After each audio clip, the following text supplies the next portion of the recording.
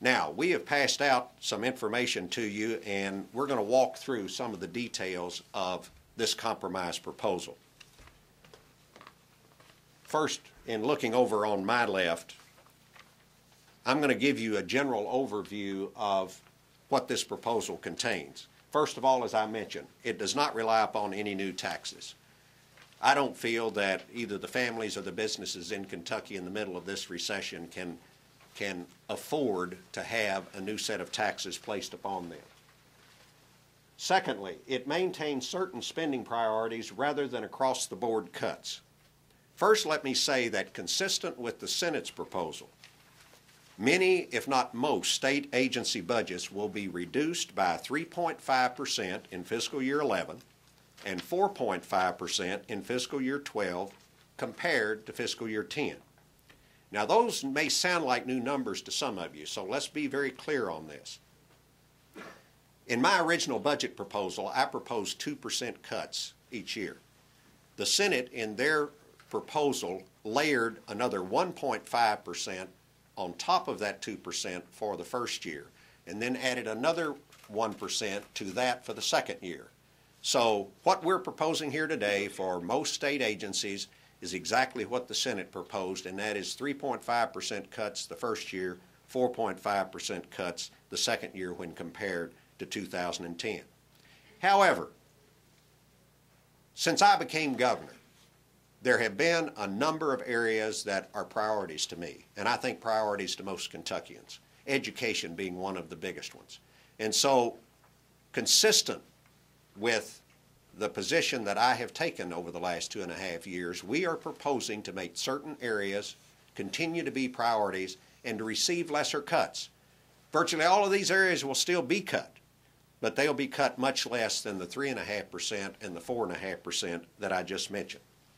There's a listing of these areas, I think, in the handout. I'll run through them quickly, and we're going to talk about education in general here in a minute when we get over to this other board.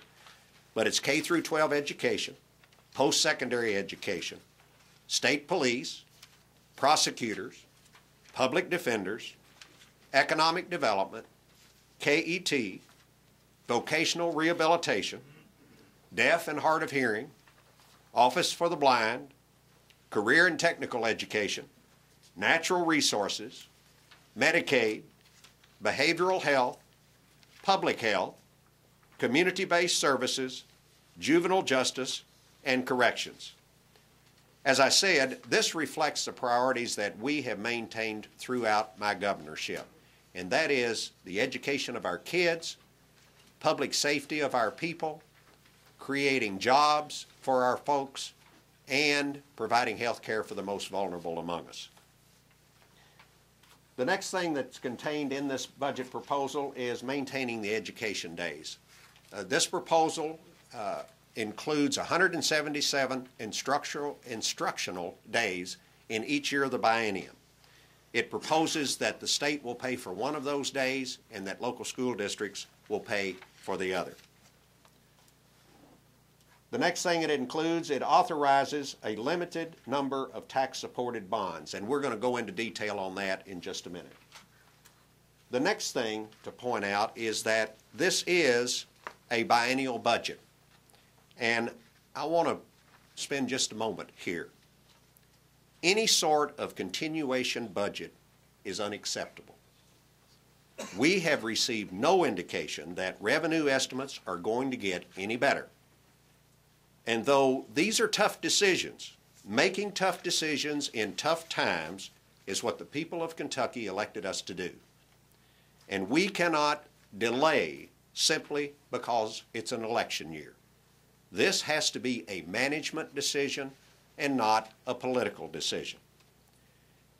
Any type of continuation budget reeks of the worst tactics of Washington, D.C., where decisions are pushed off to meet political objectives and they are able to print money to fill a hole. We can't go down that path. If our revenue estimates do improve, we can always revise this budget in next year's regular session. In addition, the folks that are affected by this budget, our schools, our universities, our agencies, and all of the other entities, deserve certainty in planning for how to develop their budgets and their spending for the next 2 years. They need a 2-year roadmap, and we need to give them that roadmap. Finally, we need a 2-year budget because the credit markets will punish us if we don't pass a 2-year budget. We have always had a 2-year budget in this state, and the rating agencies, the credit markets are used to that process. If we don't follow through and do a 2-year budget, we are going to be selling bonds during this next 2 years for prior projects that have been approved in prior budgets as well as what is approved in this budget. And we will get hurt financially by our failure to pass a 2-year budget because our borrowing cost will be higher as a result of that failure. The next thing included in here is a smaller state government.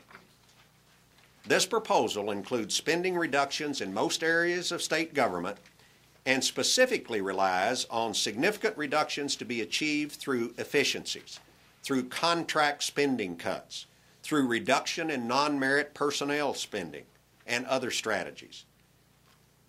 We're going to need flexibility in this area to meet the goals, but we've got aggressive goals here of $126 million in efficiencies in fiscal year 11 and $164 million in efficiencies in fiscal year 12. The next thing, a smaller structural imbalance. This proposal significantly improves the structural imbalance of this budget in fiscal year 12 by approximately $400 million. And finally, we've provided a carry forward to mitigate deeper cuts. As I mentioned to you in my remarks, the second year of the biennium is much tougher than the first year because one of the reasons is because the stimulus money goes away. And we need to make sure that we carry forward sufficient funds to mitigate and minimize the cuts that otherwise would have to be made in the second year. Because we're proposing to carry over $279 million from the first year to the second. That enables us to only cut 1% more from most of those agencies in the second year than in the first year. Now, let's go to in detail to the two biggest areas of disagreement between the House and Senate: the education funding area and the debt levels and job creation area. First of all, in the education area, as I mentioned, this is a priority for me, and it's a priority for most Kentuckians. And so we are proposing to fund the House proposed SEEK per pupil guarantee of $3,845 in fiscal year 11 and $3,881 in fiscal year 12, plus the value of 1 instructional day. Now, as I mentioned on instructional days, this proposal would have the state pay for one of those days. It would have the local school districts fund the other day. Finally, on post-secondary education, this proposal makes moderate reductions of 1.4% in fiscal year 11 and 2.4% in fiscal year 12.